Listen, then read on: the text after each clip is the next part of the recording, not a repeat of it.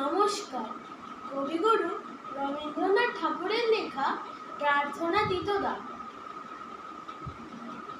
পাঠানেরা যাবে বাঁধিয়া আনিল বন্দি শিখের দল, শহীদগঞ্জে রক্ত বরণ হইল ধরণীতল।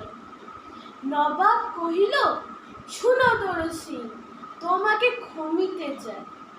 তরু সিং কয়, মরে কেন তব এত অবহেলা ভাই?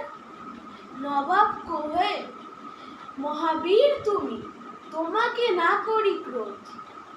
বেনিটি কাটিয়া দিয়ে যাও মোরে, এই শুধু অনুরোধ।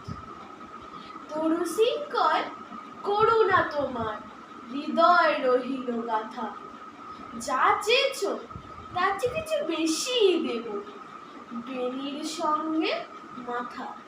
নমস্কার।